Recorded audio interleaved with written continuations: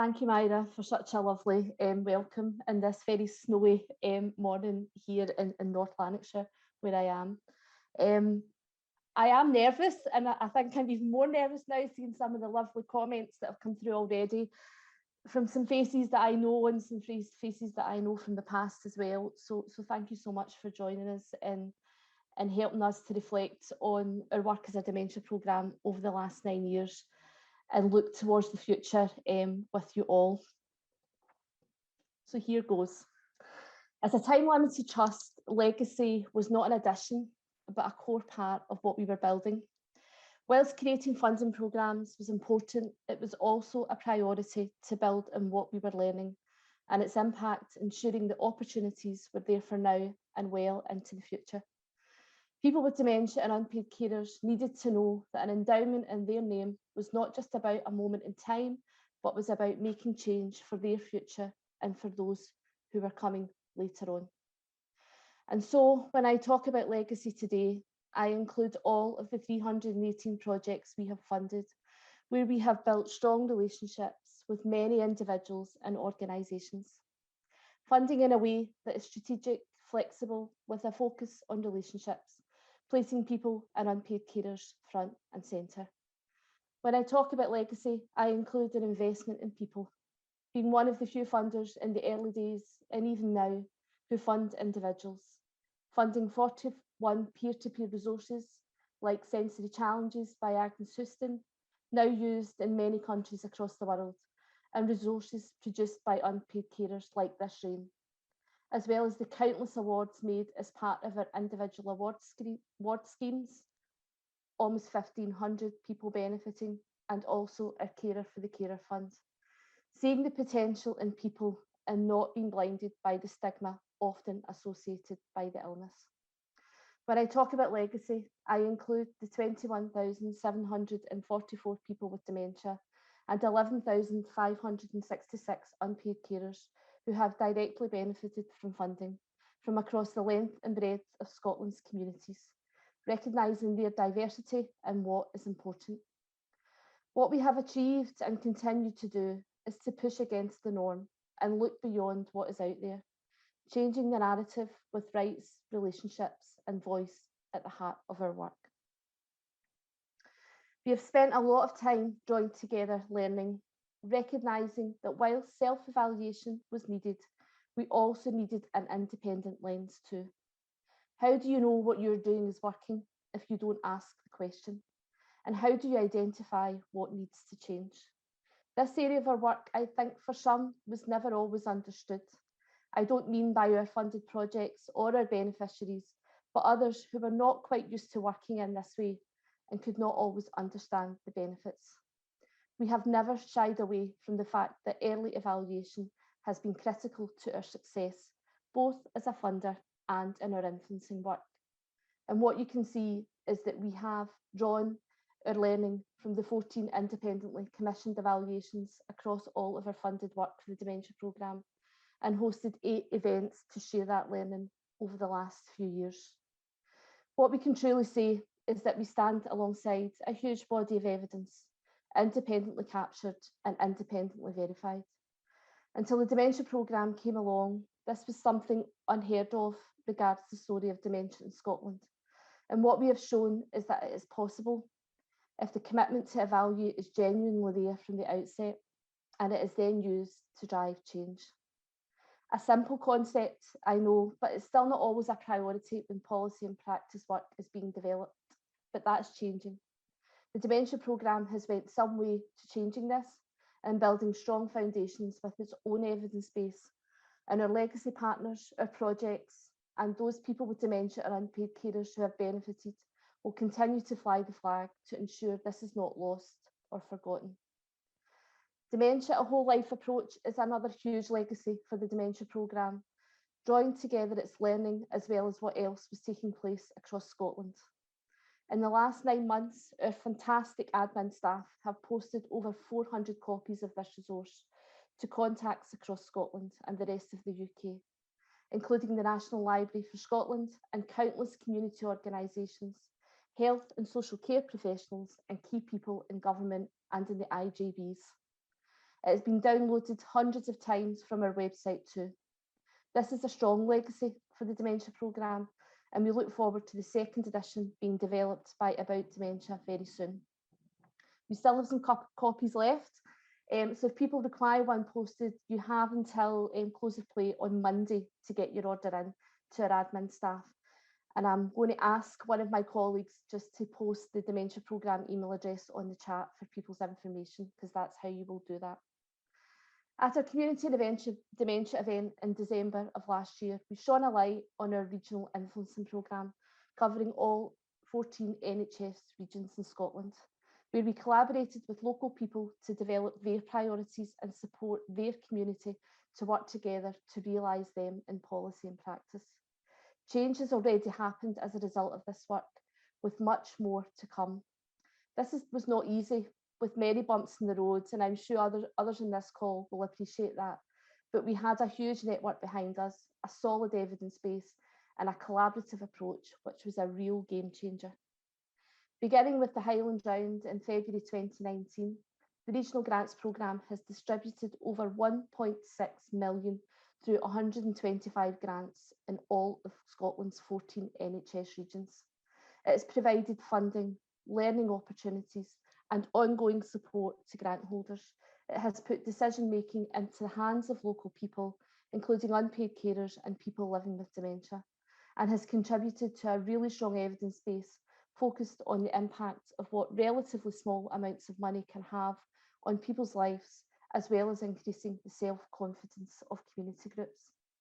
It's important that we recognise all of this work that I've highlighted so far, that this is part of the Dementia Programme Legacy too, as without it, the plans for Legacy I'm now about to summarise would not have been possible to develop or even imagine on the scale that we bring you today. And so the Dementia Programme has appointed legacy partners who will work to keep our priorities alive, with the importance of voice, relationships and rights at the heart of what we do. When About Dementia and Bold, our national legacy partners, were appointed in 2019, it was on this basis. About Dementia has a large number of policy and practice groups and projects now active that are founded on our own priority areas. Bold is a leadership school that uses creative methods to bring together leaders of all types in the dementia world, including people with dementia and including unpaid carers, so that they can develop as leaders in relationship with one another. The voice and rights of people with dementia and unpaid carers at the heart of this leadership programme.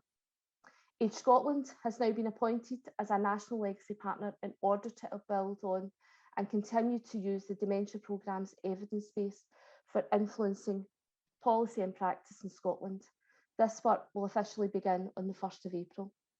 Led by About Dementia, they will be responsible for hosting and curating all of the Dementia Programme publications and their evaluation evidence, creating the next edition, as I have mentioned, of Dementia A Whole Life Approach, administering small grants to local projects similar to our Regional Grants Programme, as well as grants for the peer-to-peer resources that we've had huge success with, created by people with dementia and created by unpaid carers. They will work closely in partnership with Bold as well.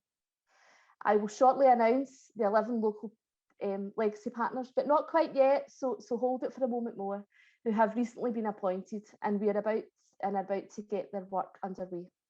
They have been funded to support people with dementia and unpaid carers through two of the following approaches: dementia-friendly communities, peer support and meeting centres.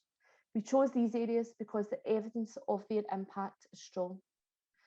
Local and national legacy partners will work together to sustain the strong community-led infrastructure that has been built by the Dementia Programme since the first funding went out in 2015. This was developed initially through a national community of learning and practice, and some of you on this call might remember our fantastic meetings in Perth and in Glasgow. And then when that became too large for the Trust to manage alone, the Trust commissioned About Dementia Policy and Practice Forum and the Bold School of Leadership to build on and develop that work. A collection of regional learning hubs with coordinators have been established now through the Trust Regional Grants Programme, which I mentioned before. And we know that the local grants programme to be launched by Age Scotland, I am sure, very soon, will work closely with these coordinators and others as part of its development and delivery. All of the legacy plans I have outlined retain the commitment of early evaluation, wide sharing of learning, learning from others, and seeking further ways to sustain this work beyond the funding provided by the Trust.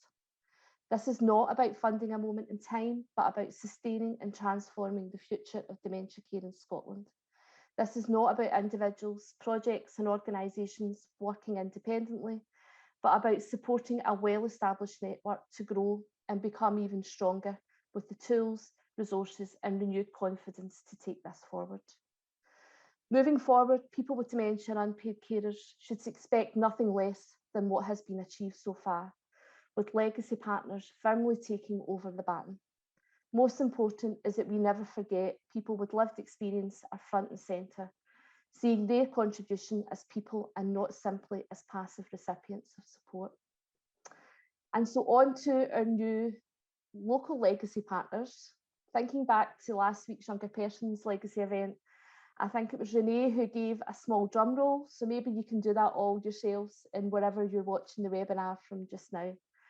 This is when you really miss the face-to-face events and the build-up that brings.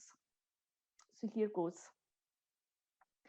This is a busy slide, I know, but we plan to send you a briefing note with the post-event email detailing all of the legacy partners, their contact details, and 1 or 2 lines about their plans, as I know many of you will be keen to know more and get in contact. But until then, I will help you navigate.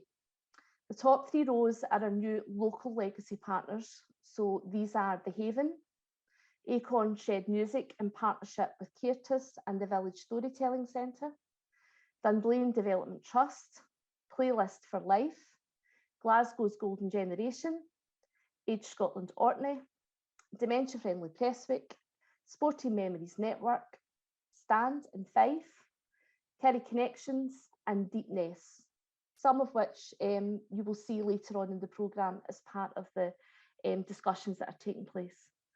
All of these local legacy partners will have a focus, as I have said, on at least 2 of the areas of dementia-friendly communities, meeting centres and peer support. And the bottom row of your screen are our national legacy partners referenced earlier, about dementia, old and Age Scotland. So there you go, there's the big announcement. Since the first funding went out for the programme in 2015, we have deliberately funded those who are in tune with our Trust's agenda to create better lives in a way that is transformational and sustainable. Our legacy partners are no exception to this, and they have demonstrated already their commitment to the work of the Trust and what it means to work in this way. The Dementia Programme, far less the Trust itself, cannot control the long-term outcomes of this work, but we believe we have set legacy partners up for success and look forward to see what the future brings.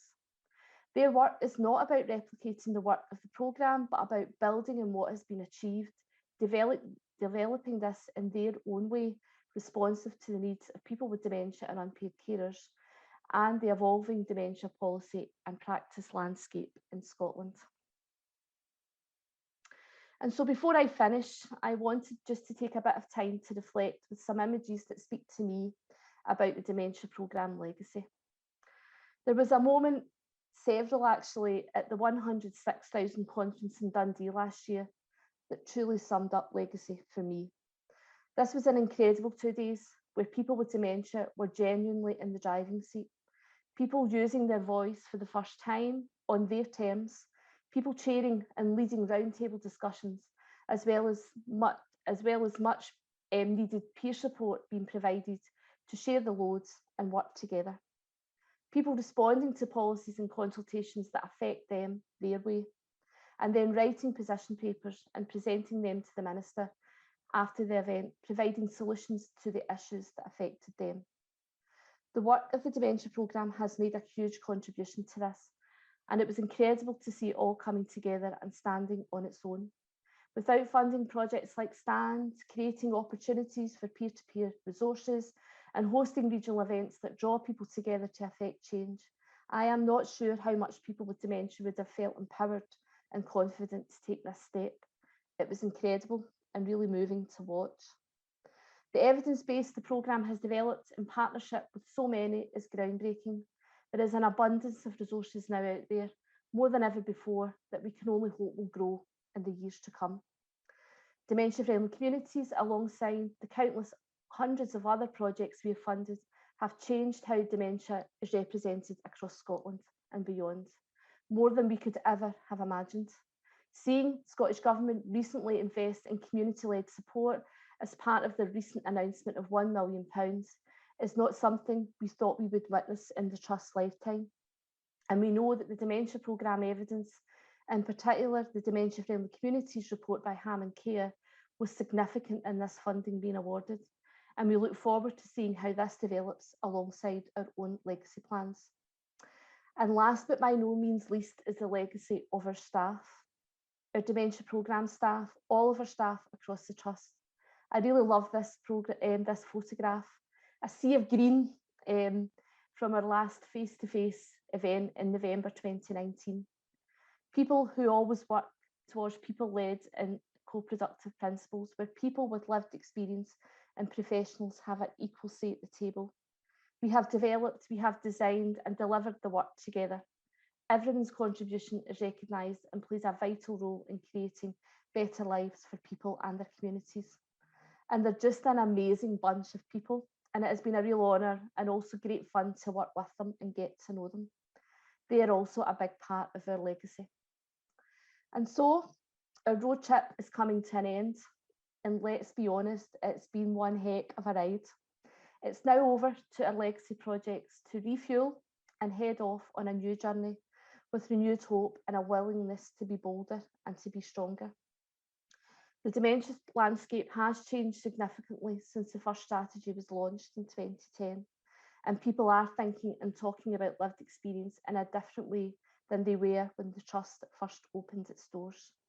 But we still have a long way to go before we genuinely witness a level playing field, and it is up to us all today and in the years to come not to lose sight of this and hold ourselves to account, and then perhaps we can truly realise transformational change in the lives of people with dementia and unpaid carers in Scotland. So thank you, and I'm now going to hand back to our co-chairs.